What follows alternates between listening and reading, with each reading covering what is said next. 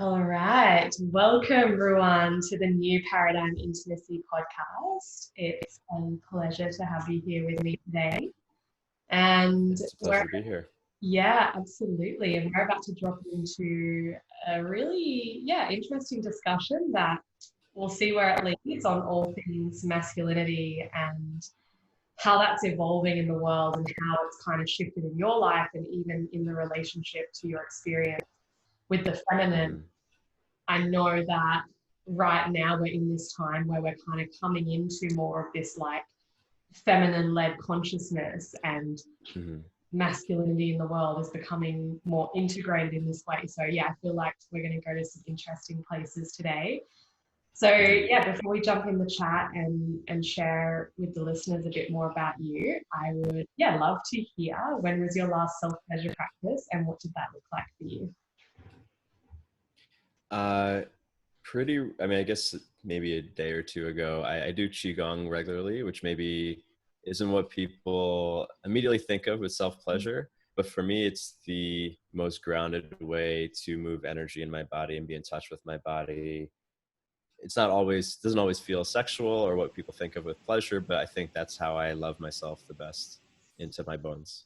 Beautiful. Yeah, I've recently started to do a lot of Qigong, even just intuitively, over this whole COVID-19 period. And I've really found it powerful, especially working in the space with other people's sexual energy, to really ground back into yourself. And yeah, it's definitely a very powerful lineage of practices. So yeah, like it's nice that you were sharing that one, and something for the listeners to have in their awareness as well, as a great practice if you're working with energetic work.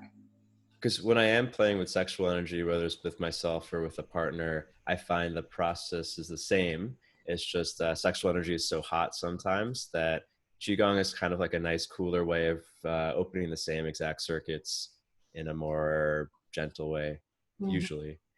So that's one of my preferred methods. Yeah, beautiful. So yeah, I'm super curious because you and I haven't really chatted or been connected too much for this podcast, which is exciting because it's super organic how I'm getting to know your journey and what it is you bring. I know that you have your own podcast, and I've seen that you're sharing some really powerful messages on there. But what's kind of been your journey up until this stage, like being in the space of leading in men's sexuality? Yeah, so I started the way I think a lot of people, especially men, start, with some sort of various insecurities or things I wanted to fix around myself. At least that was my mindset, mostly around social anxiety and just nervousness and lack of groundedness or presence. And what started as an inquiry of how can I be better in dating sent me down a path of consciousness and getting in touch with myself. And where it really hit ahead was when I started to explore sexuality, because I actually had a sexual dysfunction. I was impotent at 23, which was purely an emotional issue. It was a psychogenic problem.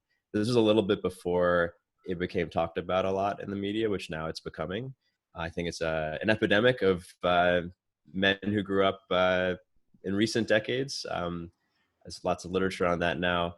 But that led me into conscious sexuality inquiries, which I found was so much more tied to my unconscious and emotions than I thought. It was actually not as sexual as I thought, the exploration, which put me deeply in touch with what I would call my feminine side. And I worked for an organization. I was in kind of a dark community, or community with a dark side, I should say, where I was one of the few men who were leaders in the space. And that kind of like forced me into a role where I realized I had some things to share that could help men from my own journey and then perspectives, and began teaching and coaching from there. And a few years later, I started my own practice of coaching. And as you mentioned, I've had a podcast and I've been teaching courses on archetypal masculinity and psychology and sexual topics such as arousal control as well ever since. And it's been a very fulfilling mission so far. Yeah, amazing. I love it. And I'm really curious to explore the archetypal masculinity pieces, because we love like delving into the archetypes in the Institute of Intimacy. And it's like, this is how we can call all these parts back to ourselves through sexuality. So yeah, in your experience in that field, what are kind of these core masculine archetypes that arise? Well, the thing that I try to always go to in my work, especially when we're talking about the unconscious and themes that could be categorized as spiritual, it's very easy to get ungrounded. And I think a lot of the ideological arguments that people are having around polarity and all the things that for those of us who stay away from it are like, oh, geez, like why are these people fighting? They want the same thing. Um, I think a lot of it comes from abstracting what's real. So I try to bring everything back down to the body. And when it comes to something that could be abstracted, like masculinity, everyone's defining masculinity this way and that. I think it does. The most important thing is look at our bodies, look at the way we've evolved as animals. And I would say that masculinity in its root are the traits, both good and bad, associated with testosterone. And you could say the converse for femininity, or really, I mean, any archetype, which is like the abstract way of conceptualizing it. It usually ties to something in the body. There's certain archetypes that we associate with dopamine and serotonin and acetylcholine, and we can name them with characters because it's more fun and more personable to connect with that, as opposed to listing a bunch of chemicals. But it's good to know where it comes from. It's not just something someone made up. There are cultural constructs added to things, but like at its root, we are animals. We are made of matter. And so at its root, I always try to look at what are the things that objectively are tied to, let's say, testosterone. If we're talking about masculinity, there are good and bad expressions of testosterone. But in that, if you can ground yourself in the physical matter, you can see what's true. And then from there, every individual person, male or female, has a certain way they express the behaviors we associate with testosterone. Masculinity might look one way for one person, another way for another person. You can slice it up as king, warrior, magician, lover if you want, or the Jungian archetypes. But I think it's most important always to go back to our bodies and see what is objectively true before we add on cultural layerings. Yeah, I love that. I love that. And yeah, I noticed that you work a lot with this concept of like the primal masculine and integrating that as well. Mm-hmm. And I feel that that is a really big piece. Like you mentioned, when men are moving into this work of sexuality, at first, it's claiming back these feminine parts of connection to Mm-hmm. emotion and feeling and all of that. And now it's like there's this next level of evolution that is around the primal. There's still so much fear that exists around the primal masculine. There was even a conversation I had with a man that just enrolled in our men's course, how he Mm-hmm. still like suppresses these desires and feels like it's something that needs to be like controlled and pushed away. And yeah, I would love to hear like your journey with this particular energy. Yeah, because to what I think you're pointing to, in order to really embody a person's masculine side, again, man or woman, we all have a masculine side. We all have testosterone to varying degrees in our body. Understanding that polarity exists to complement the opposite, right? So like we've evolved for millions of years that some people have these sets of traits in force. Men have masculine traits, testosterone-based traits. Other people, feminine people, have feminine traits, oxytocin or serotonin, estrogen-related traits. And there's a reason why we have this polarity, because as a tribal unit, the way we've evolved to be with other people, there are certain skills that are useful and there are other skills that are useful, and they kind of have to work together. We've evolved to specialize and complement each other. And for an individual, let's say a man who's feeling like his natural impulses have been shamed, or he's been conditioned to a degree that he doesn't really know what he wants, or how should I be in relating with the opposite sex or the same sex or whomever, should I be in the world? It's very confusing. One way to like kind of get over the shame is to understand its role in the greater. And when for a simple example, masculinity exists to complement femininity. Maybe some expressions of that are obsolete in the modern world, but a lot of it, as when it comes to our primal subconscious, they're not. I mean, our primal subconscious doesn't know about the cities we've built or the ideologies we've created.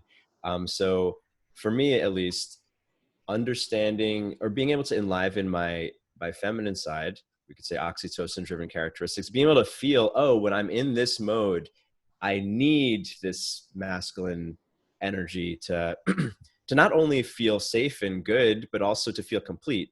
Then when I'm in my masculine, I can understand like, oh, me being masculine is not for selfish, excuse me, domination or any of these negative things. It's like, if I'm actually in connection with people, in connection with the collective tribe, other people need me to be assertive, be penetrative, be look at any of the virtues that we associate with masculinity. And it's kind of like the analogy. I think people use this in addiction circles a lot with when a individual is isolated from the whole, it's like a cancer cell. Like a cancer cell is disconnected from the rest of the body, so it consumes on its own, not knowing that it's actually destroying the body by doing it. Same thing if like we are disconnected from the other, from the opposite, from other people. We don't know what's right for ourselves. So our testosterone-driven impulse might be to punch or do violent things, or to do to be sexually aggressive because we're disconnected from our opposite. We don't realize like there is an expression of masculinity that is supposed to fit synergistically, but instead the frustrated, disconnected man violates a woman by accident. Sorry, I have a frog in my throat. But yeah, so anyway, that I would say is the reason why men need to connect to their feminine side, to understand why their masculine side is so important and how to be in connection. Totally. And when you understand, like I've been having these conversations lately, like when you understand that extreme polarity that you haven't been, familiar with, and go really in that direction, that's when you can come back into that stronger level of harmony. And that seems to be the journey of, this men's sexuality piece, to go really into understanding that feminine, to then come back into balance with the masculine and create that union. Yeah, because without that connection, how can you possibly know how to calibrate yourself properly? Like, I think a lot of the unfortunate aspects of dating advice for men, like we'll take a trait like dominance, which is either good or expressed in both ways.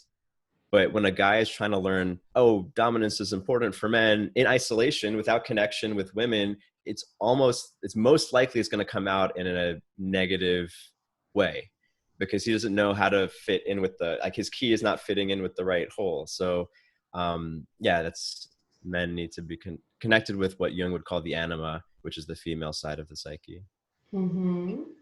And so you come from this place of, like you mentioned, and I feel like that's the entry level for a lot of men, is like, wanting to know how to like date women and communicate with them better. And I guess coming from more that mind-based perspective to then descending more into the body, what do you now see from what you were learning in that space to what you know now, that's like maybe like, oh, this is not necessarily the right approach, and I can see how we can maybe be more fluid in this way? Do you mean in exploring dating, or exploring my feminine side? Yeah.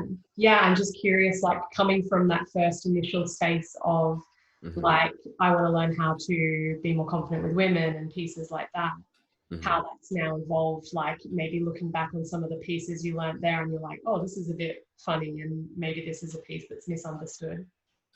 Yeah, it's again, like in isolation, a lot of dating advice, and I think this is just how Western thinking works, and how a lot of us who grew up with conventional schooling, we were taught to think, which is very reductionist. It's like, let's isolate the variable and let's deem it good or bad. And if it's good, let's make it more. And if it's bad, let's make it less. And like, example would be what I mentioned, dominance. Like in a sexually polarized situation, there are many cases where the person holding the masculine pole should be dominant. Dominant can be expressed in different ways, but it's something desired very often by feminine people in the bedroom, in relationships, in teams. Yeah. That by itself, if you make it just like an absolute statement and a reductionist statement, it's just like, oh, dominance is good. You have all these guys like in let's say the red pill communities, who are like, dominance, dominance, dominance. I need to be the most dominant person. Dominance is good. We've proven dominance is good. I'm gonna be the most dominant person ever. And they end up like, with good intentions, oppressing their wives, being mean to people, because they have this like one track mind of like, dominance has to be good. And I'll say like, I didn't understand. It was so hard for me to access dominant parts of my masculine archetype when looking at it that way, because I felt guilty, I felt weird, it felt unnatural, until I started exploring sexuality and really understanding the feminine side of like, oh, in this context, in this way, She needs to be held. Like if I'm not being dominant, I'm actually failing her. And that was a shift that made it easier for me to access these parts that before were just intellectual, like academic ideas that I couldn't grasp. Mm. Yeah. Yeah. Amazing. So what does the version of like the new paradigm man look like for you? I think it's understanding his role in the collective and tapping into those biologically driven urges and finding the expression that is useful to society. Because I think a lot of people, and again, this is a Western idea that everything is zero sum. Like if I'm winning, then you're losing. And relationships are not supposed to be that way. And human connection is not supposed to be that way. And men finding the ways that they get to feel good and feel natural and feel like they're honoring what maybe even might start as a a selfish impulse. Like he wants pleasure, he wants to feel good, he wants to feel status, he wants to feel anything, but expressing in a way that you're actually helping the other. You're being a good father, you're being a good lover, you're being a good team member, leader, follower. And I'd say that I think almost all existential crises that we have nowadays come from this idea of this kind of consumerist agenda that we're all supposed to be isolated individuals. Like when we're connected to our tribe, we find our place in the superorganism and we kind of find our role and our correct expression. But the way that most of us, again, have been raised by school, by conventional work, I grew up in New York City. We all spend so much money to live in tiny boxes on top of each other without connecting. And then dating becomes like this transactional thing. It's a very unhealthy way to live. It's like kind of the root of a lot of substance abuse and mental health issues, not to mention loneliness and all that stuff. Yeah, it sounds like you've had a really interesting journey to be able to like see all of those patterns and how they play out, and then like, yeah, come into the understanding of the deeper truth. I know that like what you just mentioned about New York, I definitely experienced that kind of culture when I was living in London for a few years. It's like so much, yeah, disconnection and lack of communication, and yeah, there's just so much that we're not shown and not taught, and particularly men, like there's even this pride piece around actually asking for the information or even having the conversations. Yeah, Yeah. totally. What would you say are, in your experience, the greatest misunderstandings you feel people have about men, or that men even have about themselves? Well, the thing that frustrates me the most now are some of the cultural narratives that basically are masculinity shaming. It's like for a very long time, the feminine has been oppressed in society, probably starting from agriculture up until a few decades ago. And the solution to that is not to shame masculine impulses. Like you have people telling boys that they need to do this other thing. And really all they're doing is they're replacing old taboos with the new taboos. I know a lot of the younger men I speak with are so ashamed of their natural impulses, which they've evolved for millions of years to have. And suddenly it feels wrong. In the same way that for much of human civilization, women's feminine impulses have been shamed or looked down upon or said are wrong or taboo. That's neither of those are right. And I'm a little bit afraid that culture is conditioning people the opposite way. But what I think is beautiful, and I actually spoke about this with Victoria the other day, what's beautiful about conscious sexuality work is that sexuality and our desires and what really fulfills our body still exists on such a primal level that even with all our human nonsense that we may put on top, like it's kind of pure. And if you look at what is truly desirable in lovemaking and in intimacy, it's as close to objective nature as we can see. Like I joke that sex and comedy are the two places where you can see what's really true for us, because something's either funny or it's not funny. Something's either sexy or it's not sexy. It doesn't matter what your ideologies are. And in fact, this is kind of a Jungian idea that when someone has an ideology that is so counter to their nature, let's say a racist ideology or a sexist ideology or shame around something, very often that will show up in our sexual fantasies. Like it's a very common thing. This was kind of a thing with like the concept of jungle fever in the 70s. Like racist men who shame people of color will have fantasies about people of color. Like they want to, that's exactly like when they're alone and they are just like at peace with themselves, their unconscious forces them to be attractive to this thing that they're shaming. Why? Because our unconscious, which knows a little bit better, is trying to correct this imbalance that our ideology has created. And I think that's the case with a lot of things. I mean, you could even see like the trope of what the type of person who hires high-end dominatrices often is the high-power CEO. He's so deep in his masculine that he needs to pay usually a small woman to stomp on him with her stilettos or to humiliate him. Why? Because his unconscious needs to correct the imbalance that he's created. And I wonder if part of, I think there is a rise. I mean, I think all of us live in a bubble of a sort, but I do notice that men are being more drawn to BDSM. A few decades ago, BDSM was really like a far out thing. You must have something going on. But I think a lot of men, I'll speak for myself, I found a lot of nourishment in being a safe, clear container where I can explore dominance and submission and maybe correct the imbalances where I've repressed masculine parts of myself, where I want to be in control in a loving way and take care of another person and be in charge of her experience for a period of time where she's consented. That I think has been forgotten a lot for men of this generation, I think, or it's been shamed out of us through participation trophy culture or whatever. And it's a way of correcting. And like sex is, if I think very often if we look at our sexual fantasies, we can see where our unconscious is trying to tell us, this is the way you're supposed to go. You've gone the wrong way. Pay attention to this.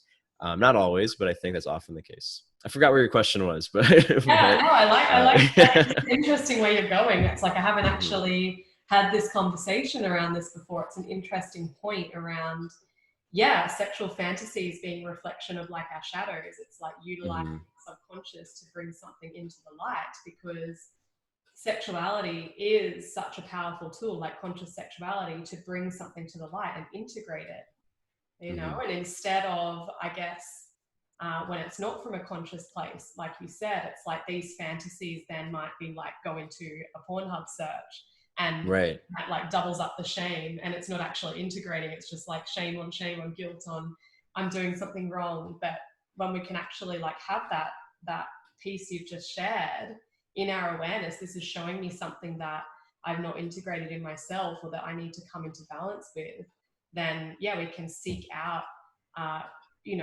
services and BDSM and conscious kink, and even in our self-pleasure practices, or work with a sexuality practitioner to utilize this modality to integrate it all. And that's really empowering. And that way we're able to show up in our relationships with more wholeness and have safety to play in whatever dominant polarity you want to play with, or even explore all of them. I think that is like,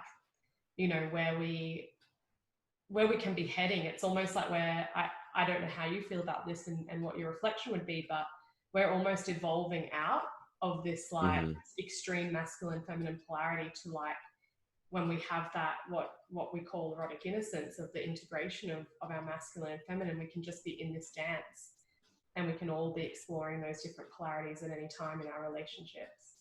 Yeah. And I think that's part of the move towards feminine energy of our culture. Like this has been seen through various anthropological studies, that the more the more patriarchal a culture is, the more rigid the sexual roles tend to be. And that's been our history in the West for a long time. And in matriarchal societies, or more mature societies, not that there's many anymore, but the ones that we do know of, gender roles tend to be more fluid, and like the gender polarity tends to be less. There's pros and cons to both, but we tend to be moving in this direction after an extreme in the other direction. So I think it's good to understand how we're going and just try to fit in a way that feels good. And yeah, as you mentioned, like our unconscious goes there anyway. Like I've been, one of my courses I advertise on porn sites, ironically, is to get people to not spend their time masturbating, but to unconsciously to pornography.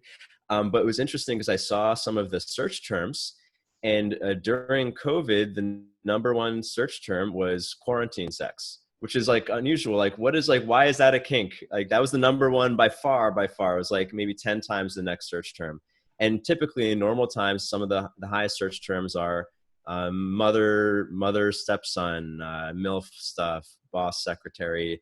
And I think we can kind of see what's going on in the collective unconscious by seeing, let's say, Pornhub searches. Like, why are so many boys drawn to the MILF thing? I think it's because a lot of men, especially of the younger generations, have mother complexes because of many reasons: fatherless homes, oppression by mother, maybe negative externalities from certain branches of feminism. Perhaps there's many theories of why this is, but it's a correction. Like, we're trying to fix something, and it's not always even about sex. It's just sex is the way that our unconscious blasts it into our face. Like, if we have a sexual fantasy, we're going to pay attention to it. At least that's my thought on it. So I think you can learn a lot by looking at what you're randomly attracted to.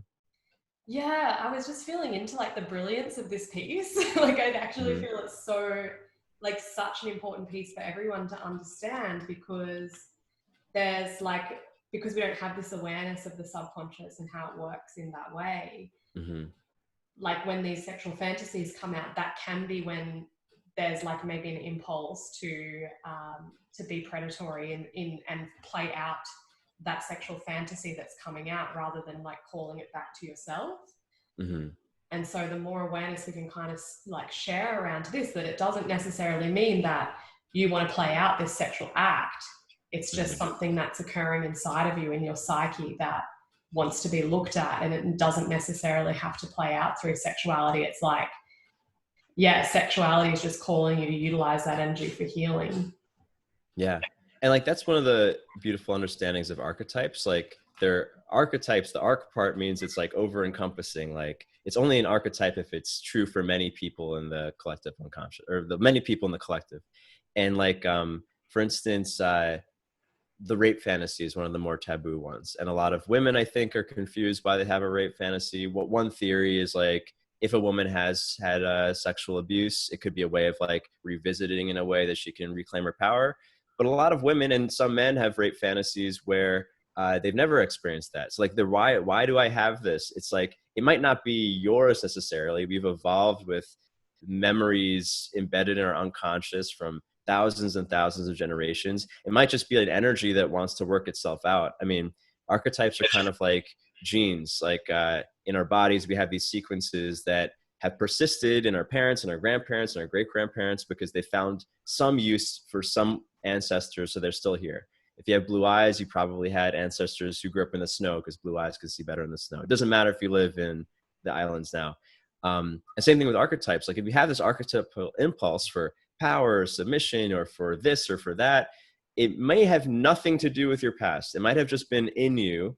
And some part, you can think of it as like a character that lives in your unconscious, a little person, and it's part of you. We're not just one singular ego, we're more than that. So how can you nourish that part of you that maybe came from other places? It's, you don't have to worry about it. It's nothing wrong with you. It's just like, how can you play this part out, satisfy the little fairy in the depths of your unconscious or demon, and that allows it to be integrated. Because when we shame the part that wants this impulse or not, we're now like trying to like cut out a piece of our psyche and put it over here. So naturally, the part of you that's been cut out is going to rebel.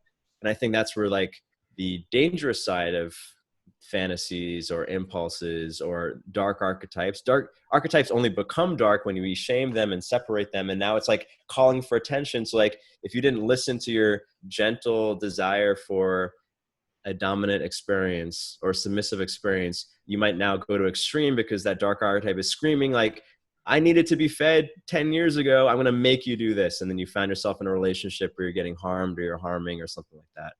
And yeah, this is just like another, like it's almost like heightened way of finding self-love, is like, how can I love all these parts of me that don't always match up with my ego, but they're part of you. You can't help it. It's just there. If you repress it, then you end up often finding a perverse outlet.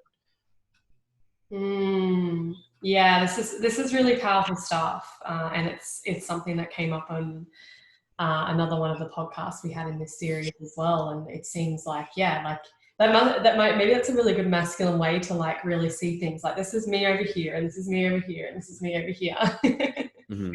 It's really great. I want to kind of delve into your experience, because you mentioned you have a course that you advertise on porn sites for men to not use porn. And that's, I guess, a big conversation that is just there in the space of sexual, particularly, I mean, it's men and women. It's, you know, the viewership is high on both genders. And yeah, it's conversations that sort of circulating in the conscious sexuality space. Like, how do we shift this trend? Like, people are just still going to porn. It's so in the shadows. And yeah, I would love to just hear your perspective. Yeah. Well, to be specific, my course isn't specifically on not watching porn. I'm not anti-porn necessarily, but it is on arousal control.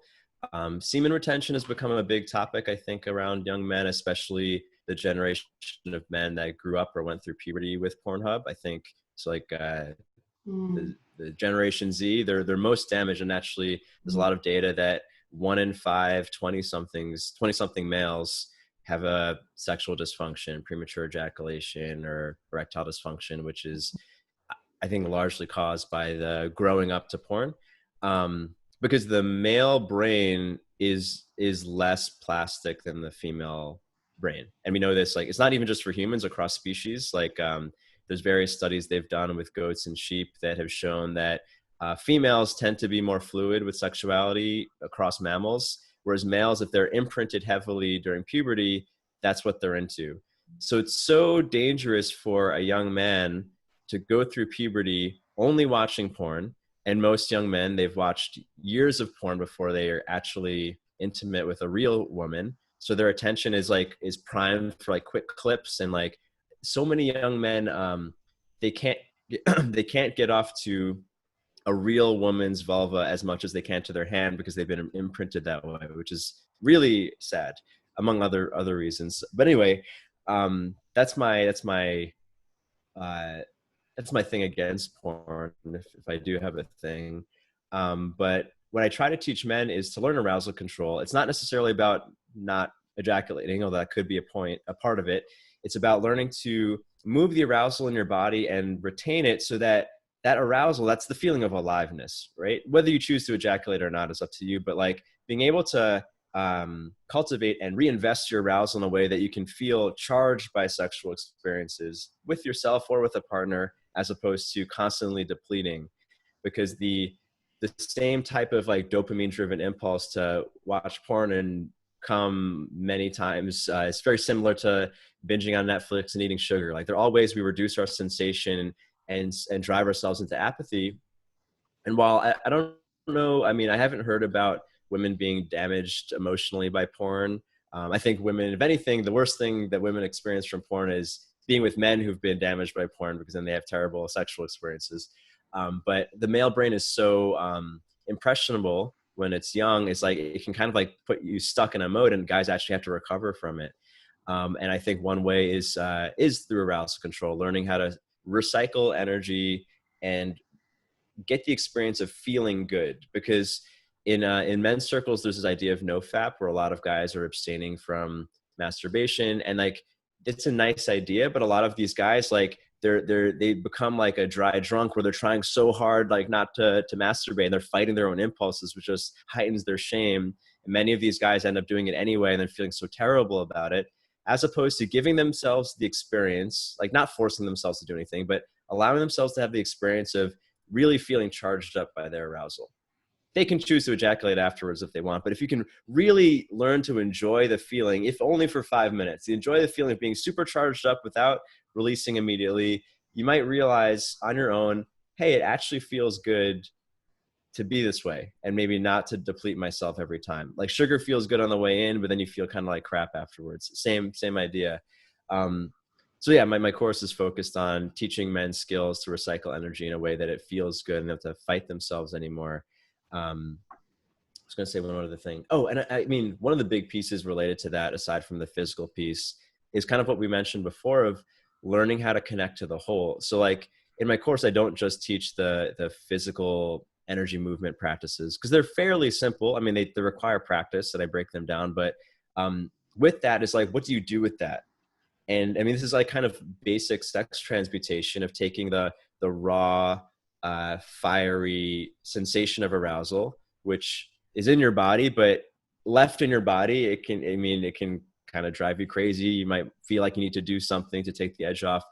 Transmuting, the most simple transmutation is from sensation to emotion.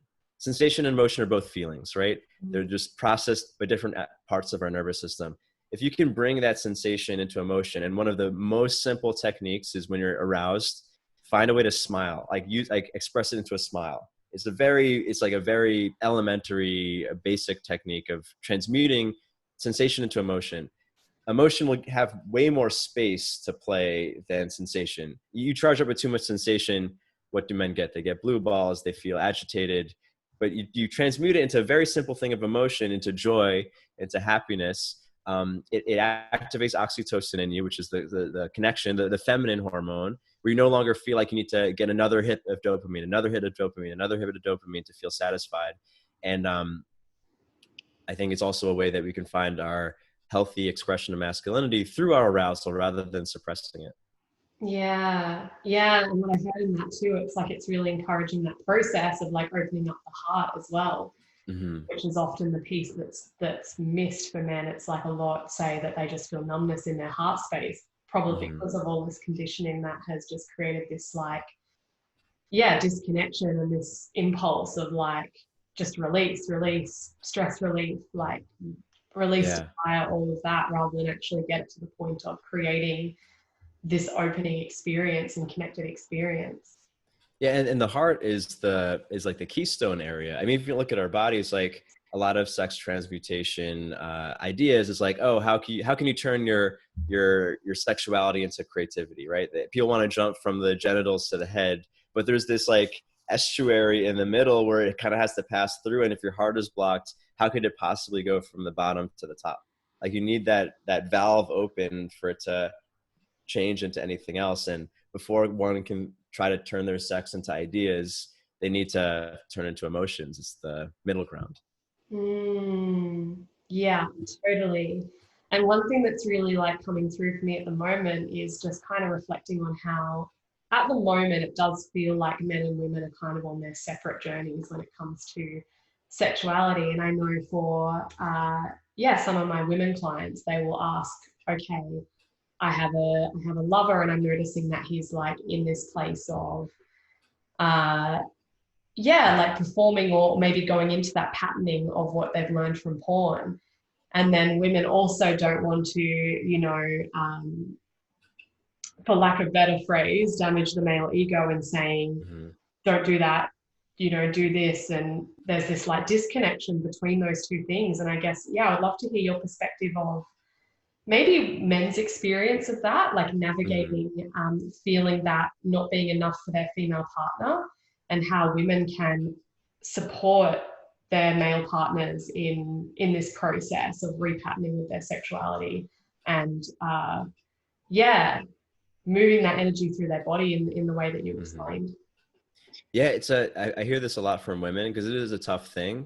And we can judge the male ego and like, oh, it's so fragile and this and that. But when we go down to like the masculine archetype, men, for them to feel that archetype active, their testosterone circuits firing, they need to feel like they're figuring it out on their own. Like everyone laughs at the guy who doesn't want to ask for directions. Of course, that's a bit of an insecure thing.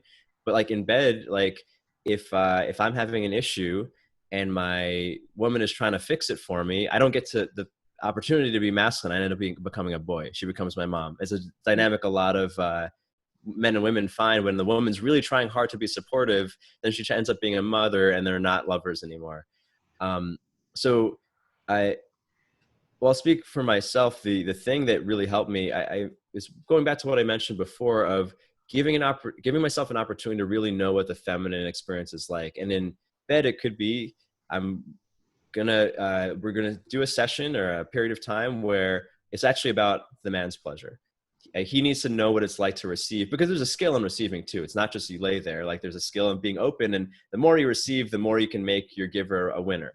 This is true, very true in sex. It's true, I think, in all giving, receiving situations. And if you can understand that, it's kind of like when I was learning DS or BDSM, my teacher wanted me to experience being a sub first, because if I didn't know what it's like or what allowed me to feel nourished in a submissive role, it'd be very hard for me to give that to a partner in the future.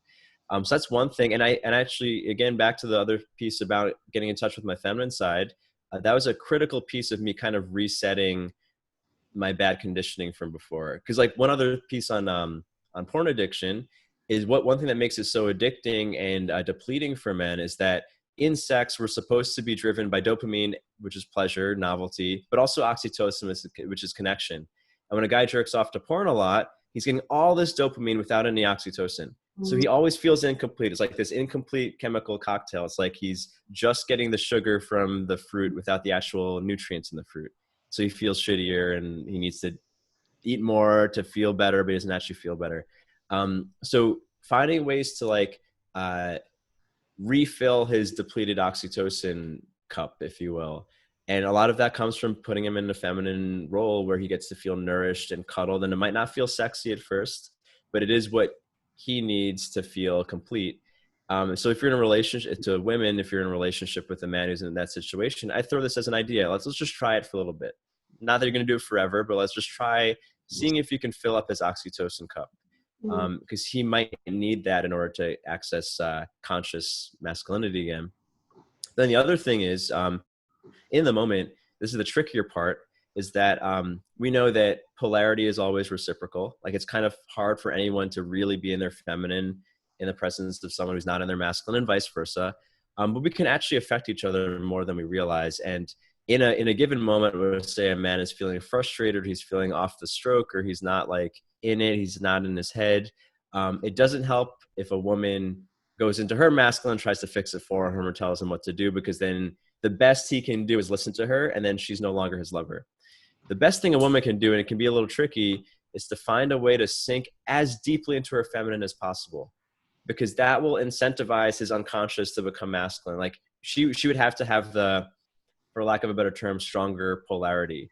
Whereas like she's so, even though he's not polarized on his own, she's going to go all the way to the other side and is going to force him to be who he is. And it's kind of like in partner dancing, even like, let's say something like tango, a really good follow can make a clumsy lead graceful, and vice versa. But we don't always consider how the receptive person can actually make the leader a good leader. And even in regular teams, like a really good follower makes the leader more competent. A really good sub makes the dominant more attentive. A really good person in their feminine can force, maybe not the right word, incentivize or influence the other person to become masculine. And in the moment, I think that's the best thing a woman can do. Because like on the other end, most of us can recognize more clearly that when a man is super grounded as masculine, a woman can feel very comfortable naturally being in her feminine. But it requires strength on one party, if not both parties, to go into one end of the polarity to allow the other person to polarize. Yeah. And like, I know that when I first introduce clients to this piece, they're like so like mind blown about it. Like, what, I can like change my energy to affect someone else's energy. And then it kind of can get a little bit like intellectualized in a way, but really I know from my experience, it's like, it just becomes into your awareness. You start to like be able to really deeply feel what that like forward moving energy and what that receptive energy really feels like. And you can tune into those subtleties of what someone else is experiencing, and then kind of choose how you want to respond and what kind of experience you want to create in that relationship dynamic. And I know that practice comes with really like tuning into your own body sensations. And yeah, for me, it's definitely been through self-pleasure that has come in to be able to feel those subtleties. And it's been profound how that knowledge that you just shared has impacted the way that I relate. And I can see that that's a big piece that is missing, because women have been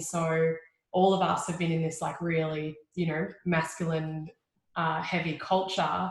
And so there's this frustration from women because they're like, I want my man to be more masculine, do this and do that. And it just actually like polarizes him more in the feminine, like over here, like this. Yeah.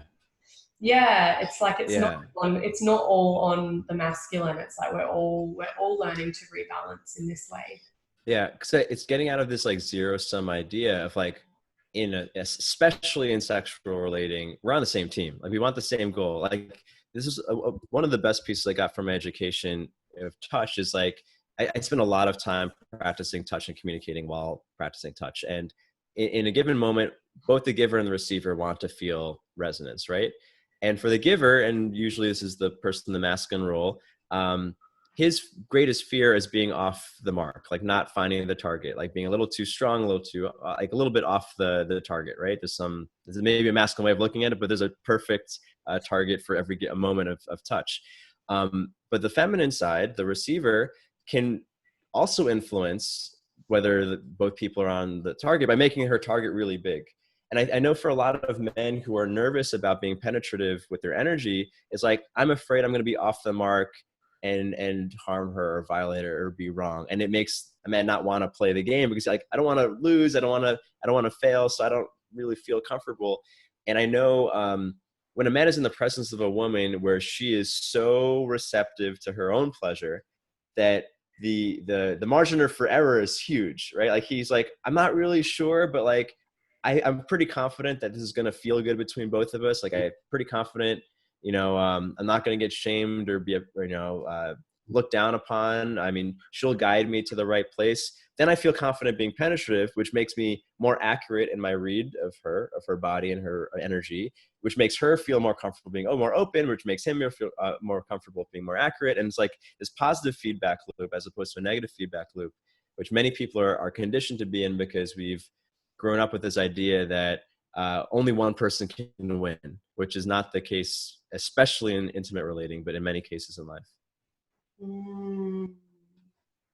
Yeah, super, super powerful stuff. And yeah, I would love to kind of hear in this, because it sounds like you just like gained not only the like embodied experience of all of this work, but a lot of like the real deep, like I've loved these pieces you brought through with the real deep, like intellectual understanding of how this all works as well. That's really fascinating me. And yeah, I'd love to hear like what has been maybe the most profound piece of information or practice that's kind of like just blew everything out for you in your journey so far. I have to think about that one. The idea of resonance was a big one. Resonance with the universe. I mean, a lot of the sexuality study I've done kind of is very synergistic with Taoism, like this idea that there's a way of the universe that's neither you nor I, but we can find a way to be on it together, and everything flows.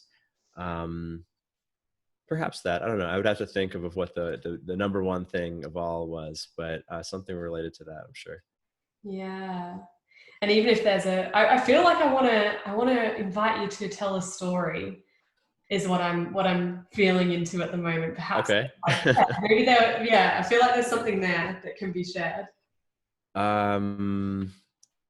Related to what I said, well, I'll say, so when I entered the community, the matriarchal community that I was in a place where I was very frustrated about life and things. I was frustrated with society. Occupy Wall Street had just happened. I was like in this mode of like, there must be a better way for humans to be. Like this way of living in New York City in little boxes is not natural. And I read books like Sex at Dawn, which is a great anthropological book about open relationships. And I was reading books on nutrition about like the Paleolithic era. I was like, I want to return to this kind of living where it's a little more matriarchal. And I found this organization kind of synchronistically. And it was a lot of what I imagined. Like it was female values, egalitarian, flat power structures. Everything has to be by desire. It's kind of a utopia for a while. Everything's driven by pleasure, not by logic. And I was like, such a nourishing experience for me to be so deeply steeped in my feminine, and to be guided, because I got to feel safe. I got to feel safe in a way that I never felt prior to that. That's kind of where I really connected with spiritual ideas that used to be heady, but on a visceral level where I could feel cared for and loved, and my oxytocin cups got to be full. But there was a dark side to it as well. I don't know. I mean, I don't know if I want to get into it, but like,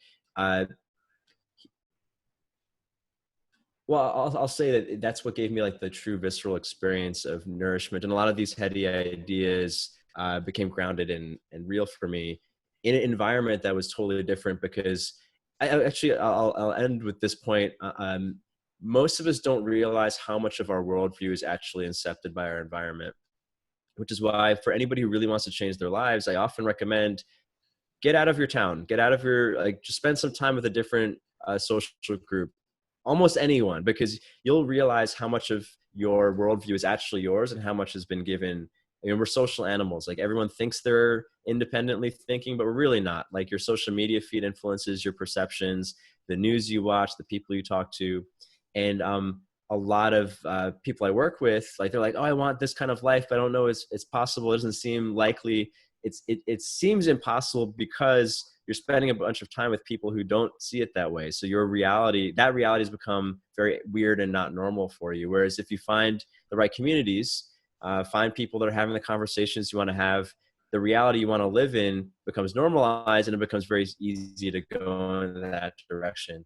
So for me, being in a matriarchal environment let me see how much of my perceptions were conditioned and what was actually natural. And I think I had to be in a very weird environment to discover who I was. And I think that's true for most people.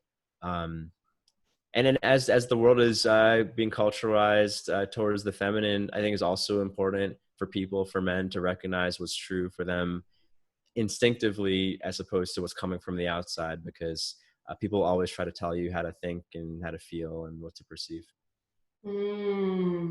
Yeah, I'm really curious to hear more about that story in the matriarchal structure.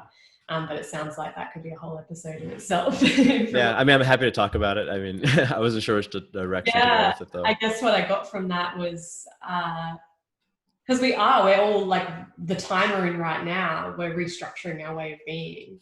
And so you've had this experience of, it's not so much the heavily masculine dominated society, and it's not so much the heavily female dominated, feminine dominated structure. It's how do we harmonize both of those? Yeah.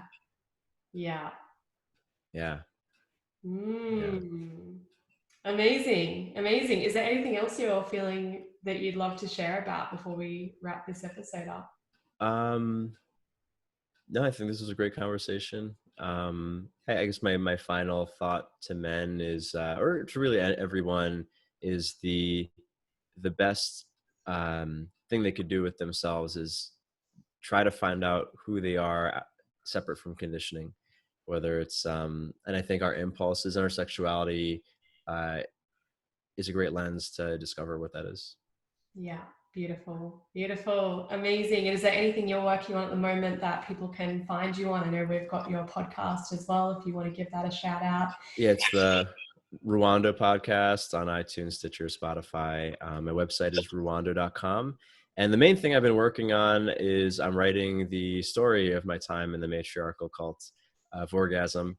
If you join my email list, you'll get updates on that. It's not going to be done for a while, but if you're curious about that story, I share chapters periodically there. Yeah, brilliant. I love it. Thank you for sharing. And yeah, thanks so much for this chat. It was really, really great to hear your perspective. And I know that, yeah, there's some big pieces in there that will be really inspiring for everyone. Thanks, Lauren. This is a lot of fun.